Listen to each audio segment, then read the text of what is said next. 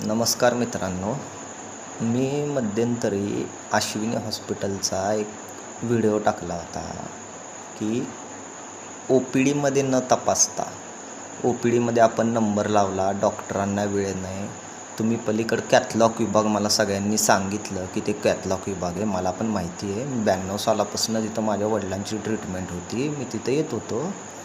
आणि महत्त्वाचं एक सांगायचं म्हणजे विषय काय माहिती आहे का, की तिथं पेशंट बाहेर तपासतात. त्याच्यावर कितीतरी लोकांनी कमेंट केल्या, मग 1000-1500 कमेंट आल्यात, त्याचा नाही विषय. पण काय काय लोकांनी कमेंट काय केली की तिथं पेशंट तपासत नाहीत. अरे तुम्ही तिथं कधी गेला का? तिथं मी नेहमी जातो, मला माहिती आहे. त्याच्या बाहेर पेशंट उभा करतात आणि तुम्हाला खोटं वाटत असलं तर 11:30-12 वाजता अश्विनीमध्ये तिथं जाऊन बघा. स्टाफनी सुद्धा कमेंट केल्यात की इथं असं होत नाही, तुम्ही असा व्हिडिओ कसं काय बनवला?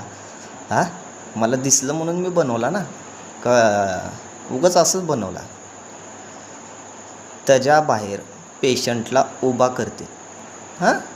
एकाच टायमाला थोडी ना सगळे तपासणार आहेत. अरे मग तिकडं ओ पी डी आहे ना, लिफ्टच्या समोर, मला माहिती आहे ना तिथं ओ पी डी आहे. मग तिथं तपासायचं. तिथं न तपासता तिकडं का तपासता तुम्ही?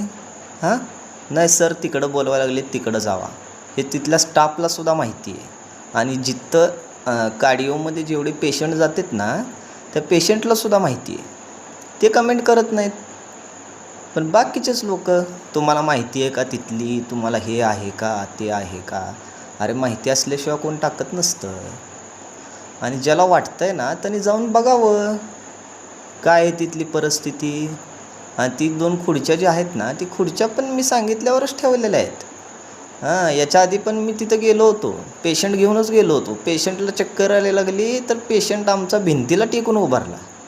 अरे तुम्ही काय, तिथं व्यवस्थाच नाही, मग तिथं तपासू नका. ठीक आहे, मला बी कळतं आहे ते हे नाही आहे, ओ पी डी नाही आहे. ओ पी डी कुठं? इकडं अलीकडच्या लिफ्टच्या समोर ओ पी डी आहे, मग तिथं तपासा. मग इकडं का पाठवता तुम्ही? मग नाहीतर डॉक्टरनी इकडे येऊन तपासायचं, नाहीतर मग नाही तपासायचं. प्रायव्हेट तर आहेतच प्रत्येकांचे, तिकडे गेलो असतो आम्ही. त्याच्यात काय एवढं विशेष आहे? आणि कमेंट करताना ना जरा बघत जावा. आपल्याला संशयाला आपण जाऊन बघावं. चला ठीक आहे, ज्यांना योग्य वाटतंय त्यांना वाटतंय. मी ती परिस्थिती डोळ्यांनी बघितलेली आहे, मला पण सांगायची गरज नाही. मी ती डोळ्यांनी बघितलेली आहे परिस्थिती.